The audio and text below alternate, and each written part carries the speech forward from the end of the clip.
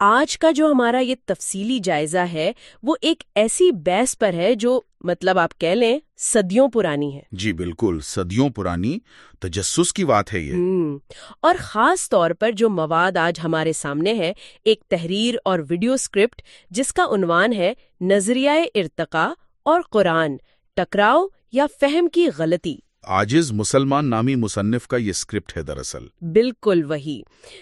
تو اس میں ان دونوں بظاہر متضاد دنیاؤں کو، مطلب مذہب اور جدید سائنس کو جس طرح ایک ساتھ رکھ کر دیکھا گیا ہے نا، وہ واقعی حیران کن ہے. ایسا ہی ہے اور بہت توجہ طلب بھی ہے.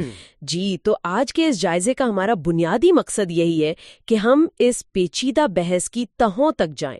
کیا واقعی جدید سائنس، خاص طور پر چارلز ڈارون کا جو نظریہ ارتقاء ہے اور قرآن کے جو تخلیقی تصورات ہیں، ان کے درمیان کوئی کھلی جنگ ہے، یا پھر یہ محض چیزوں کو دیکھنے کے زاویے اور فہم کا فرق ہے؟ بالکل. اور دیکھیں، یہاں شروع میں یہ بات بالکل واضح کر دینا ضروری ہے کہ آج ہمارا مقصد کسی سائنسی نظریے یا مذہبی عقیدے کی کوئی تائید یا تردید کرنا نہیں ہے. جی بالکل، ہم صرف غیر جانبداری سے ان دلائل کا تجزیہ کریں گے جو اس فراہم کردہ مواد میں موجود ہیں. کیونکہ یہ بہت اہم ہے، وگرنہ یہ بحثیں بہت جلد جذباتی ہو جاتی ہیں. ویسے درست کہا آپ نے. یہ موضوع صدیوں سے انسان کے لیے ایک تجسس کا باعث رہا ہے، اور اس مواد کی خاص بات یہ ہے کہ یہ اس بحث کے حیاتیاتی، مذہبی اور فلسفیانہ تینوں پہلوؤں کو ایک ساتھ جوڑنے کی کوشش کرتا ہے تاکہ کوئی واضح تصویر سامنے آ سکے. رائٹ؟ تو چلیں سائنس سے شروع کرتے ہیں.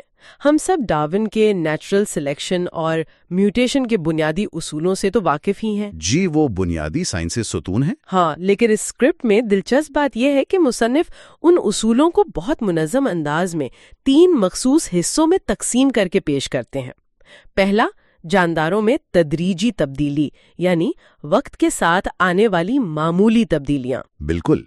اور دوسرا، ماحول کے مطابق بقا، یا جسے ہم نیچرل سلیکشن کہتے ہیں، جہاں ماحول اپنے لیے موزوں ترین جاندار کا انتخاب کرتا ہے. اور پھر تیسرا ستون جس پر جدید سائنس کھڑی ہے، وہ جینیاتی تغیرات یعنی جینیٹک میوٹیشنز کا ہے. دیکھیں، یہاں مصنف بڑی دیانتداری سے بحث کا آغاز کرتے ہیں. وہ تسلیم کرتے ہیں کہ جدید حیاتیات آج صرف ڈارون کے 19ویں صدی کے نظریات پر نہیں کھڑی. ہاں، اس میں ڈی این اے کی دریافت اور جینیات کا بھی ذکر ہے. جی، ڈی این اے، جدید جینیات اور فوسلز کا ایک بہت بڑا ریکارڈ شامل ہو چکا ہے. مواد میں ان سائنسی شواہد کو کمزور ثابت کرنے کے بجائے انہیں ان کی اصل حالت میں پیش کیا گیا ہے، تاکہ ارتقاء کے اس تدریجی عمل کی پوری تصویر سامنے آ سکے. اور یہ ویسے ایک بہت مضبوط طریقہ کار ہے کہ آپ مخالف دلیل کو پوری طاقت سے پیش کریں اور پھر تجزیہ کریں. بالکل، علمی دیانتداری اسی کو کہتے ہیں. لیکن اچھا، جب ہم اسی اسکرپٹ میں گفتگو کا رخ قرآنی بیانیے کی طرف موڑتے ہیں تو تصویر بالکل مختلف زاویے سے ابھرتی ہے. خاص طور پر حضرت آدم علیہ السلام کی تخلیق کا ذکر. جی، مصنف کا استدلال یہ ہے کہ یہ عمل کسی اربوں سال کے ارتقاء کا نتیجہ نہیں ہے، بلکہ ایک براہ راست اور انتہائی خصوصی نوعیت کا واقعہ ہے.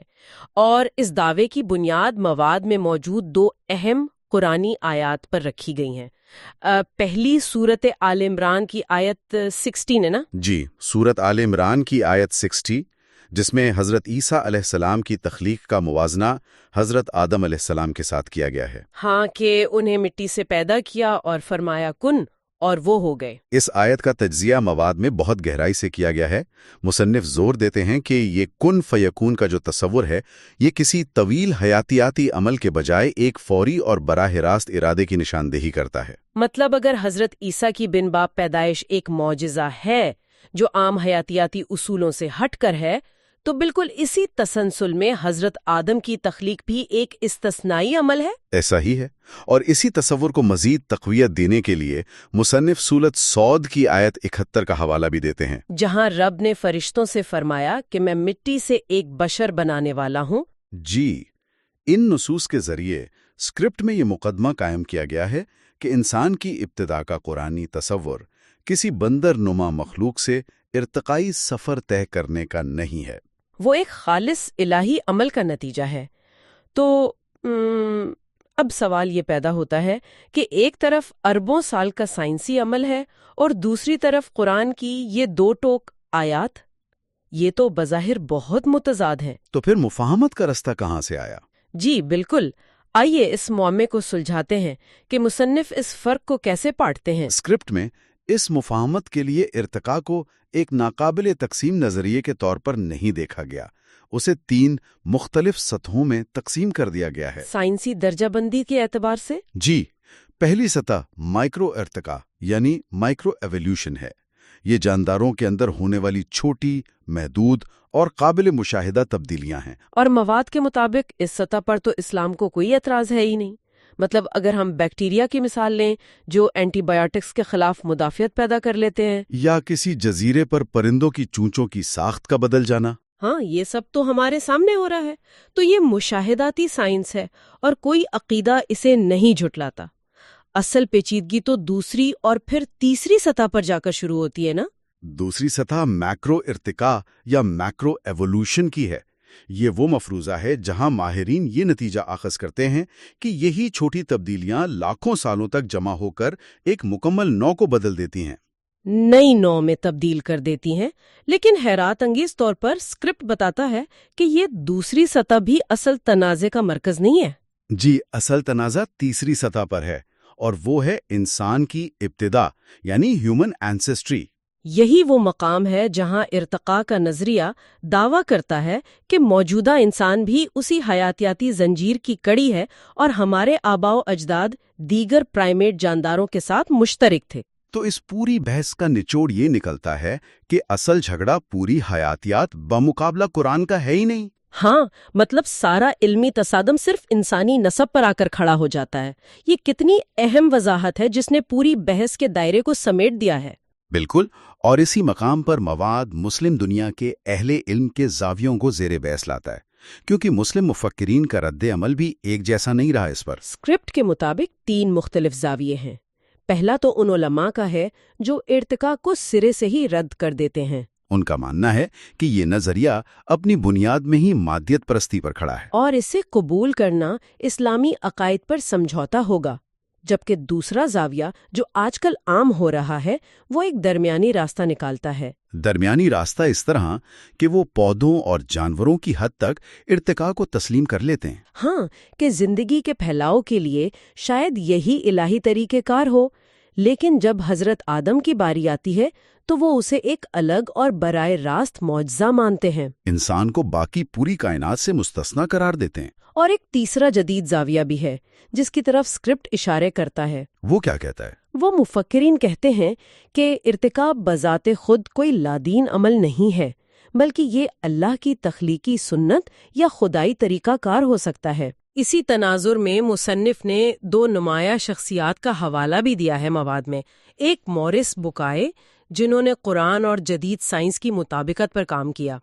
جی، ان کا بنیادی استدلال یہی تھا کہ قرآنی حقائق سائنسی دریافتوں سے حیران کن حد تک خام آہنگ ہیں۔ اور دوسری شخصیت یاسر قاضی ہیں۔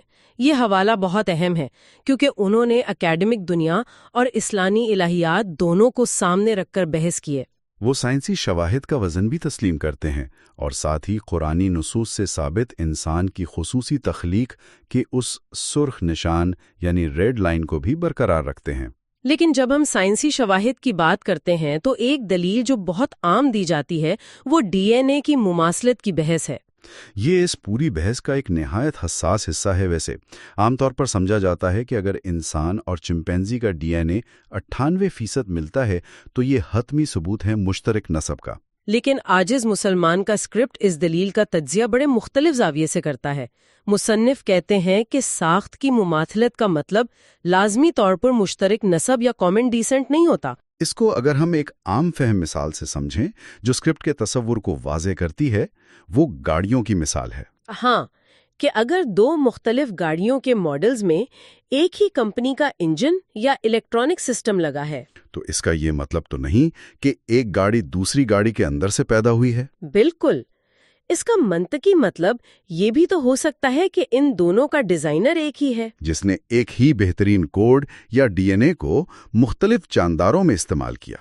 ڈی این اے کی یہ مماثلت مشترک نسب سے زیادہ ایک مشترک خالق کی طرف اشارہ کر سکتی ہے۔ یہ تشبیہ واقعی بہت زبردست ہے، اور اسکرپٹ ایک اور سائنسی حقیقت کی طرف بھی توجہ دلاتا ہے کہ سائنسی نظریات پتھر پر لکیر نہیں ہوتے۔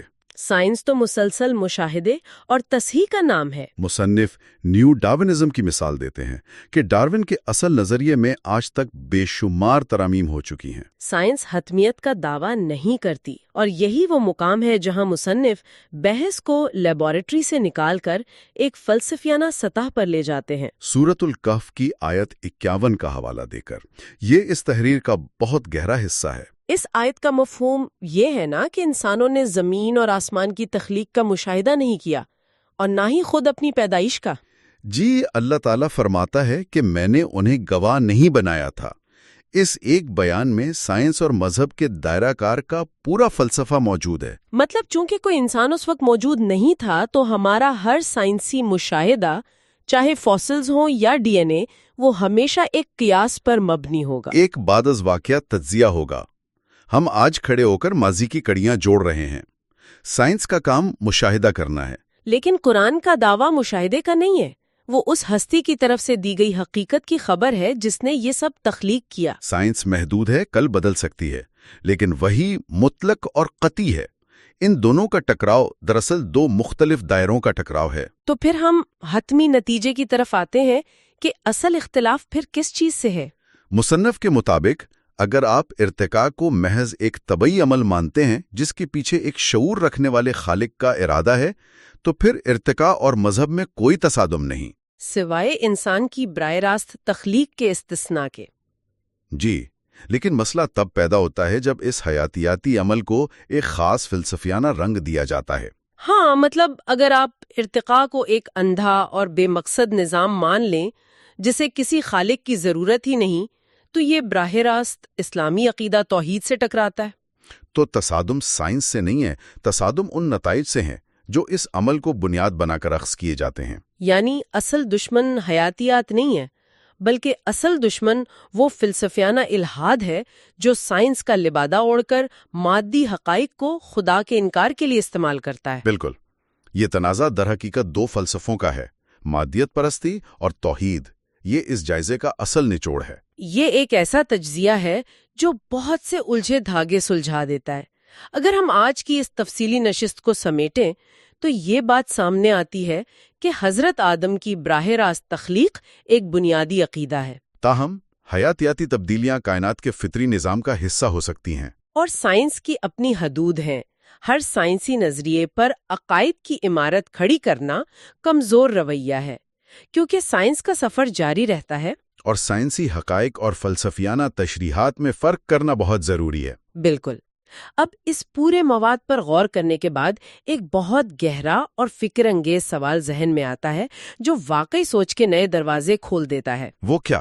دیکھیں، اگر واقعی نوع انسانی نے اپنی تخلیق کا ابتدائی منظر نہیں دیکھا اور سائنس کا ہر نیا دن پچھلی حقیقتوں کو بدل دیتا ہے، جی ایسا ہی ہوتا ہے۔ تو کیا یہ ممکن ہے کہ مستقبل کی آنے والی کوئی بہت بڑی جینیاتی دریافت ارتقاء کے اس پورے موجودہ نظریے کو اس قدر تبدیل کر دے کہ جو چیزیں آج متصادم لگ رہی ہیں وہ آنے والے کل میں ایک ہی حقیقت کے دو رخ بن جائیں؟ یہ واقعی ایک بہت ہی گہرا سوال ہے جو حیاتیات کی سرحدوں سے بہت آگے نکل جاتا ہے، اور جس پر یقیناً مزید غور و خوض کی ضرورت ہے۔